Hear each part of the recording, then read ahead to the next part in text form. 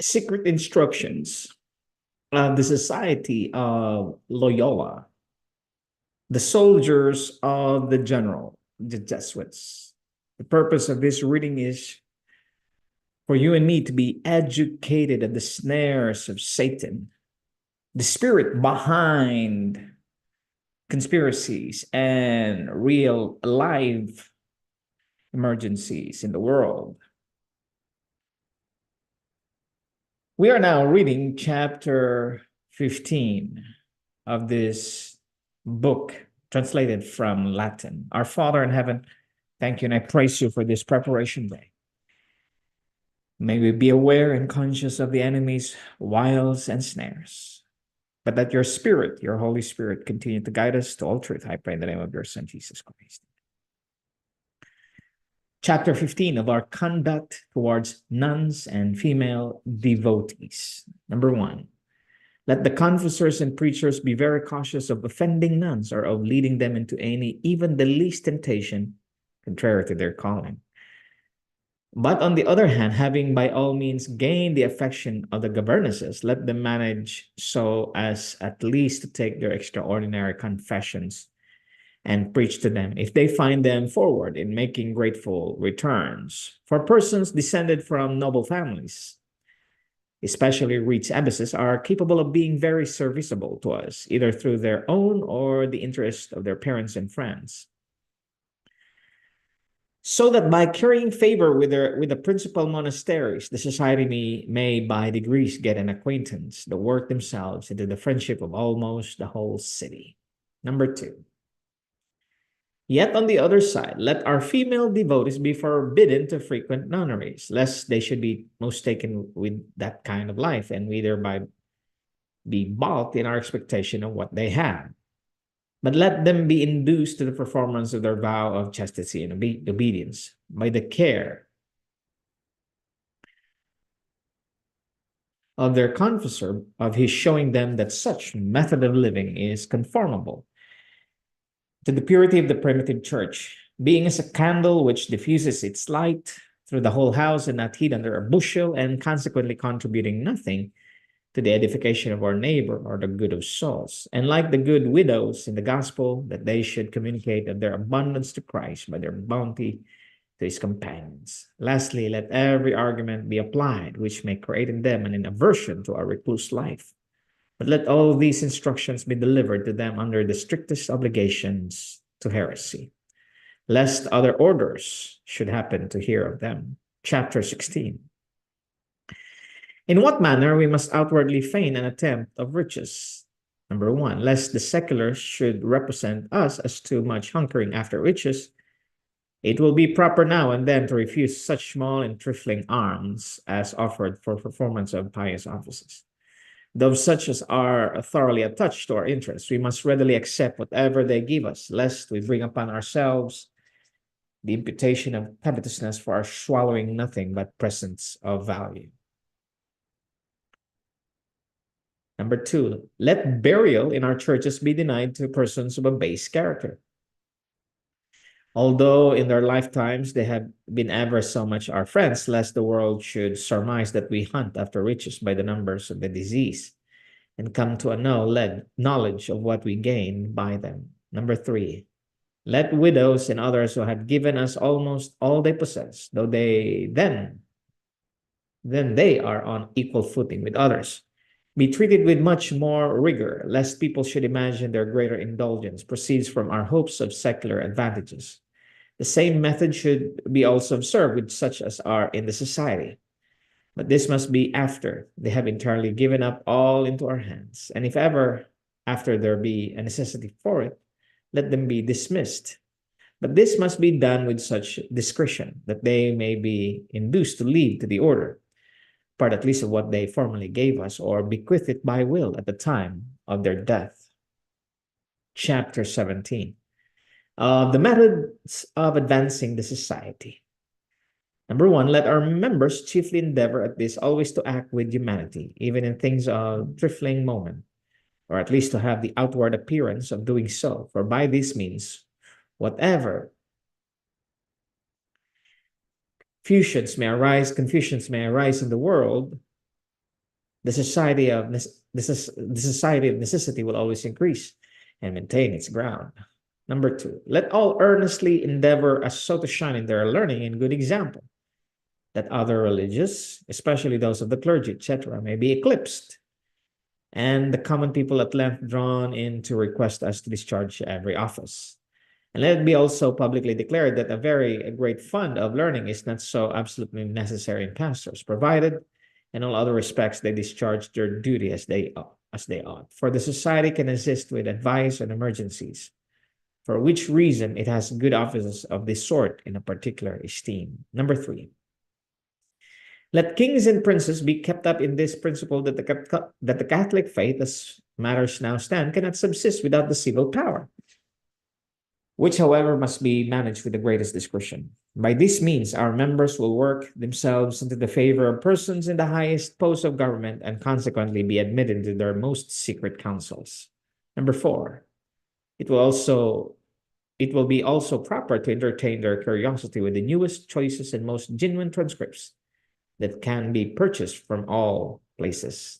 Number 5, nor will it contribute a little to our advantage if within caution and secrecy we foment and heighten the animosities that arise among princes and great men, even to such a degree that they may weaken each other. But if there appear any likelihood of reconciliation, then as soon as possible let us endeavor to be the mediators, lest others prevent us. Number 6, the nobility and populace must by all methods be persuaded into a belief that the society was instituted by the particular direction of divine providence, according to the promises of the abbot Joachim, that by this means the church, though depressed by the attempts of heretics, may be raised again to its primitive luster. Number 7, the favor of the nobility and superior clergy once got, our next aim must be to draw all cures and canonships into our possession. For the more complete reformation of the clergy, who heretofore live under certain regulation of their bishops and made considerable advances towards perfection. And lastly, let us aspire to abbacies and bishoprics, the obtaining which, when vacancies happen, will very easily be effected, considering the supineness and stupidity of the monks. For it would entirely tend to the benefit of the church that all bishoprics and even the apostolical see should be hooked into our hands, especially should His Holiness ever become a temporal prince over all.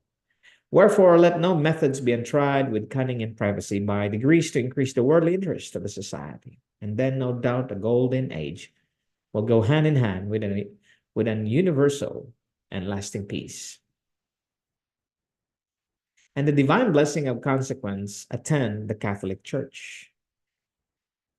Number 8, but if our hopes in this should be blasted, and since offenses of necessity will come, our political schemes must be cunningly varied according to the different posture of the time.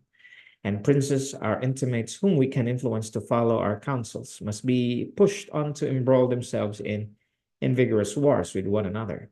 So to the end, our society, as promoters of the universal good of the world, may on all hands be solicited to contribute its assistance, and always employed in being mediators of public dissensions. By these means, the chief benefices and preferments in the church will, of course, be given to us by the way of compensation for our services. Finally, the society must endeavor to effect this at least, that having got the favor and authority of princes, those who do not love them at least fear them, and of secret instructions. Morality of the Jesuits. A Christian may deliberately discard his Christian character and act as other men in those things which are not properly Christians. Thomas Aquinas, Summa Theologia. By the command of God, it is lawful to murder the innocent, to rob and to commit all lewdness, because He is the Lord of life and death and all things, and thus to fulfill His mandate is our duty. Thomas Aquinas. High treason.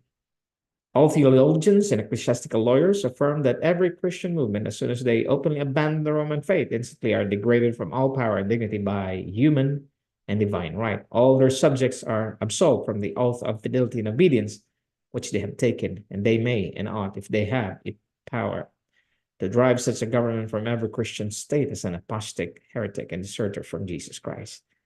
and the declared enemy of the republic. This certain and indubitable decision of all the most learned men is perfectly conformed to apostolic doctrine. Such a heresy.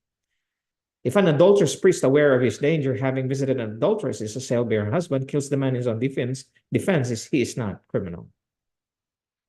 What a theology. Soma. Theology, morality, Enriquez.